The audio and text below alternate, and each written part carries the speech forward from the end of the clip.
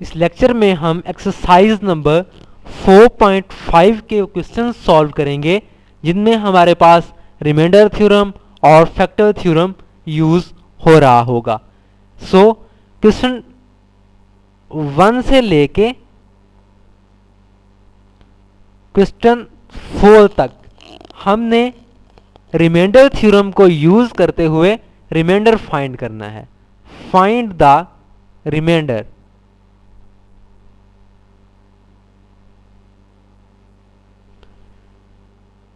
Question number 1 में हमारे पास जो दो पोलिनोमियल्स दिए गए हैं उनमें पहला है x square plus 3x plus 7 और दूसरा पोलिनोमियल है x प्लस 1। हमने रिमाइंडर फाइंड करना है जबकि हमारे पास फर्स्ट पोलिनोमियल जो है वो डिवाइड किया जाता है दूसरे पोलिनोमियल के साथ।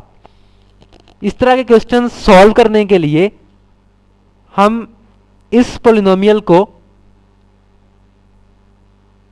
लिख सकते हैं as f of x is equal to x square plus 3x plus 7। अब हमने फाइंड करना है रिमाइंडर जब हम इस पोलिनोमियल को डिवाइड करेंगे इस x प्लस 1 के साथ। सो बाय यूजिंग रिमाइंडर थ्योरम हम इसको कंपेयर करेंगे x माइनस ए के साथ। तो जो हमारे पास a की वैल्यू होगी वो हम इस f ऑफ x में x की जगह पे पुट कर देंगे और इसको सॉल्व करेंगे। जो आंसर आएगा वो हमारे पास रिमाइंडर होगा। अब यहां पे हमारे पास a की वैल्यू है a इज इक्वल टू -1। सो हम f ऑफ -1 जो है वो फाइंड करेंगे। तो बाय रिमाइंडर थ्योरम वो हमारे पास रिमाइंडर होगा f ऑफ -1। x की जगह -1 पुट कर देंगे। -1 स्क्वायर प्लस 3 इंटू -1 प्लस 7 ये हमारे पास हो जाएगा 1 -3 प्लस 7। तो ये हमारे पास बन जाएगा 5। So 5 is the remainder. Question number 2, question number 3, question number 4 बिल्कुल इसी तरीके से होंगे।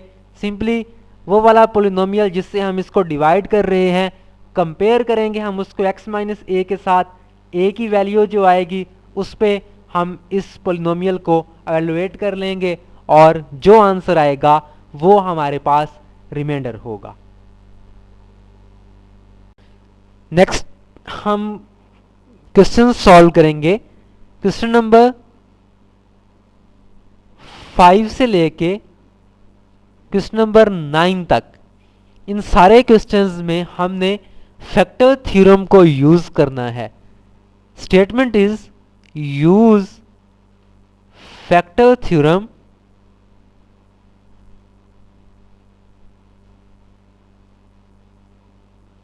to determine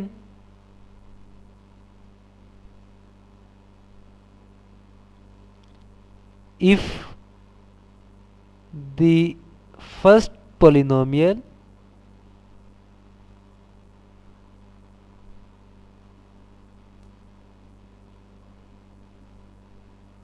is a factor of second polynomial।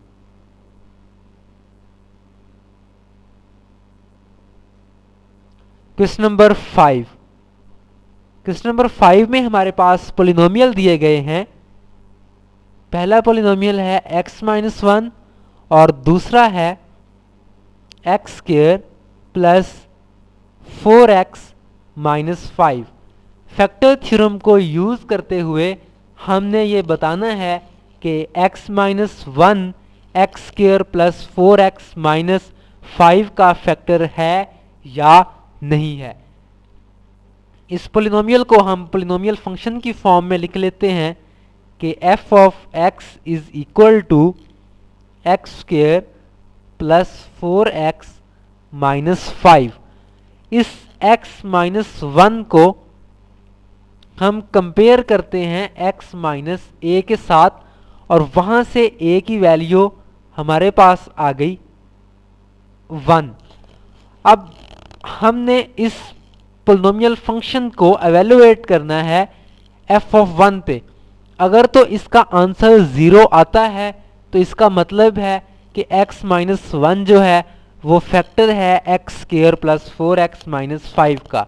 और अगर इसका आंसर 0 नहीं आता तो इसका मतलब है कि x माइनस 1 जो है वो इसका फैक्टर नहीं है।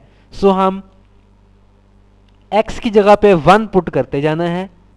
f of a, simply f of 1 is equal to 1 square plus 4 into 1 minus 5। This will become 1 plus 4 minus 5 which is equal to 5 minus 5 and this will become 0। इसका आंसर हमारे पास 0 आ गया, जिसका मतलब है कि x माइनस 1 जो है वो हमारे पास फैक्टर है x square plus 4x minus 5 का। सारे क्वेश्चंस 6, 7, 8, 9 बिल्कुल इसी तरीके से होने हैं। दो पोलिनोमियल आपके पास दिए गए होंगे। एक पोलिनोमियल को, जो सेकंड पोलिनोमियल है, उसको आपने in terms of F of x लिख लेना है। देन इस एक्स फर्स्ट पोलिनोमियल जो होगा उसको आप कंपेयर करेंगे एक्स माइनस ए के साथ। वहाँ से जो ए की वैल्यू आएगी उस वैल्यू पे आप इस पोलिनोमियल को एवेलुएट करेंगे, और अगर उसका आंसर 0 आएगा तो इसका मतलब है कि हमारे पास फर्स्ट पोलिनोमियल जो है वो फैक्टर है सेकंड पोलिनोमियल का। और अगर आंसर 0 नहीं आता तो इसका मतलब है कि फर्स्ट पोलिनोमियल सेकंड पोलिनोमियल का फैक्टर नहीं है। बाकी क्वेश्चन 6, 7, 8 एंड 9 जो हैं वो आप खुद करेंगे। Then is the question number 10। Question number 10 is when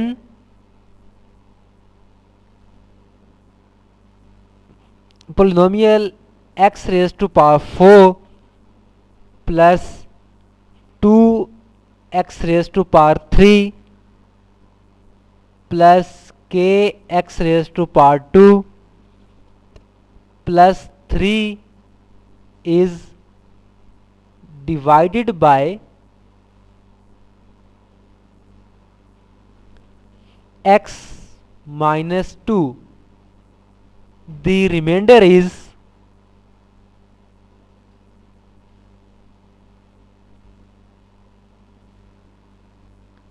1. Find the value of k.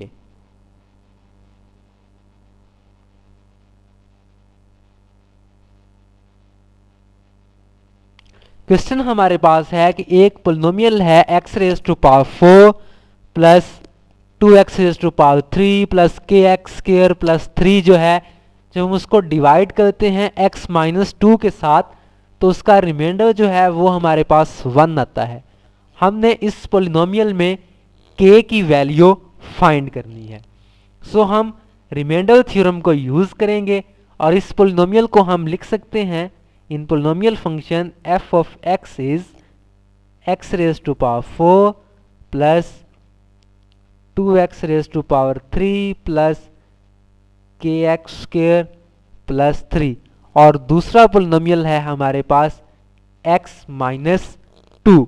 इस x माइनस 2 को हम कंपेयर करेंगे x माइनस a के साथ, तो यहाँ पे हमारे पास a की वैल्यू आएगी 2। इस पोलिनोमियल को हम 2 पे एवेलुएट करेंगे क्योंकि हमारे पास रिमाइंडर जो है वो होता है f ऑफ a। तो जो आंसर आएगा उसको हम अपने इस रिमाइंडर के साथ कंपेयर करेंगे।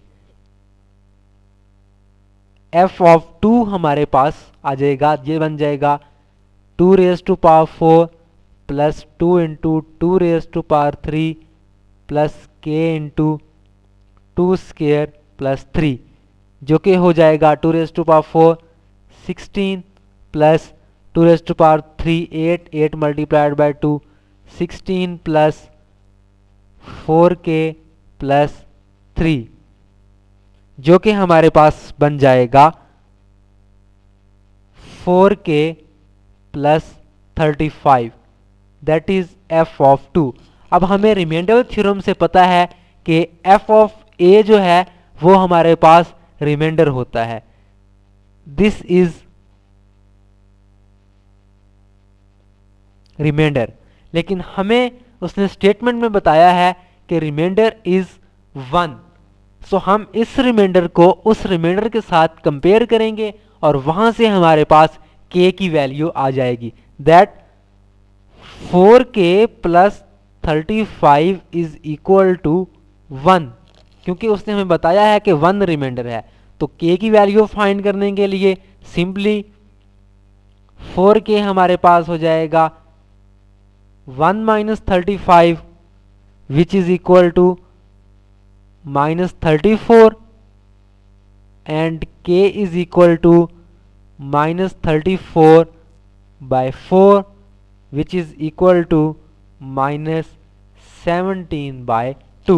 So minus 17 by 2 is the value of k when the polynomial x square plus 2x raised to power 3 plus kx square plus 3 is divided by x minus 2 and remainder is 1.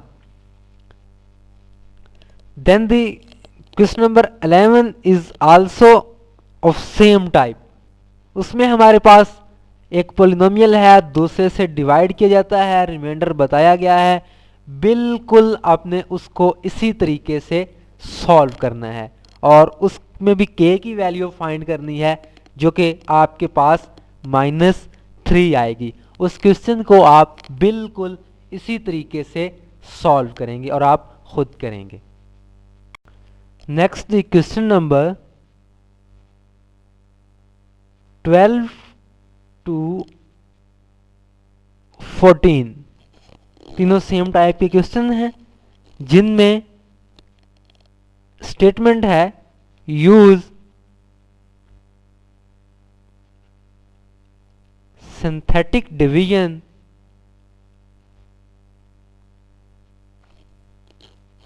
To show that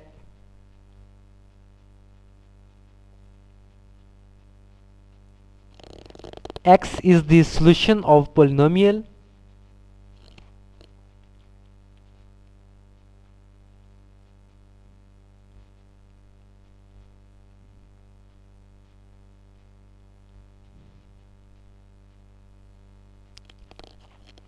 and use the result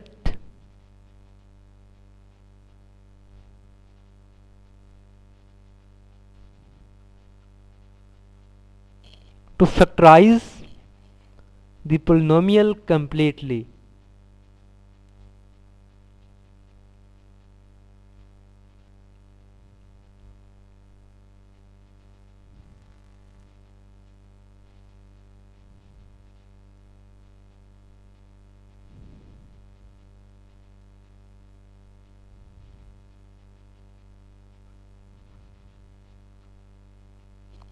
question number 12 को ही हम देख लेते हैं। Question number 12 में हमारे पास polynomial है x raise to power 3 minus 7x plus 6 is equal to 0 and x is equal to 2। अब हमने सिंथेटिक डिवीजन को यूज करते हुए ये बताना है कि 2 जो है वो इसका सॉल्यूशन है या नहीं है। सिंथेटिक डिवीजन को यूज करते हुए अगर तो रिमाइंडर 0 आ गया तो इसका मतलब है कि 2 जो है वो इसका सॉल्यूशन है, और अगर रिमाइंडर 0 नहीं आया तो इसका मतलब है कि 2 जो है वो इसका सॉल्यूशन नहीं है। सो सिंथेटिक डिवीजन के ज़रिए इसको सॉल्व करने के लिए पहले हम इसके कोफिशिएंट्स को डिक्रीजिंग ऑर्डर में लिखेंगे और जो कोफिशिएंट हमारे पास नहीं होगा उसकी जगह पे 0 इंसर्ट करेंगे। सो स्टार्ट करते हैं। x रेज टू पावर 3 का कोफिशिएंट 1, x स्क्वायर का कोफिशिएंट 0, x का -7 एंड कांस्टेंट 6। डिवाइड हमने इसको करना है x इज इक्वल टू 2 पे। सिंथेटिक डिवीजन के जरिए करना है तो ये 1 वैसे ही आ जाएगा। इस 2 को 1 के साथ मल्टीप्लाई करेंगे, आंसर 2 यहाँ पे पुट करेंगे, दोनों को ऐड करेंगे, आंसर 2। इस 2 को 2 से मल्टीप्लाई करेंगे, आंसर 4। दोनों को ऐड करेंगे, -3। -3 को 2 से मल्टीप्लाई करेंगे, आंसर -6, 0। सबसे राइट वाली टर्म जो है ये हमारे पास रिमाइंडर है। रिमाइंडर 0 आ गया, इसका मतलब है कि एक चीज़ तो हो गई कि शो हो गया कि 2 जो है वो इस पोलिनोमियल का फैक्टर है। अब नेक्स्ट हमने करना है कि ये जो हमारे पास रिजल्ट आया है दैट इज क्वेश्चन, उसको यूज़ करते हुए हमने कंप्लीटली फैक्टराइज करना है।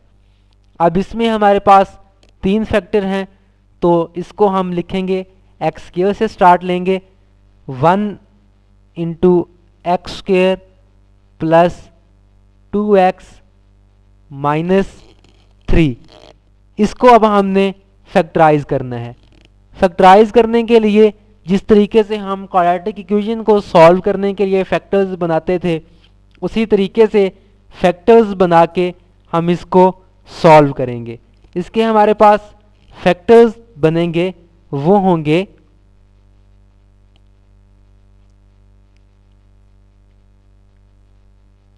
ये हो जाएगा हमारे पास X square plus 3x minus X minus 3। यहाँ से x कॉमन आएगा तो x प्लस 3, यहाँ से -1 कॉमन आएगा तो x प्लस 3। फैक्टर हो गए x minus 1 and x plus 3। 2 factors हमारे पास ये आ गए।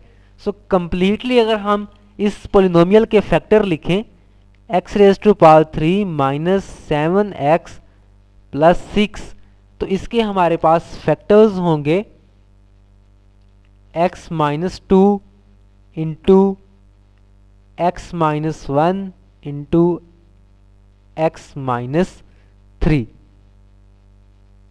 ये हमारे पास कंप्लीट फैक्टर्स हैं इस पोलिनोमियल के।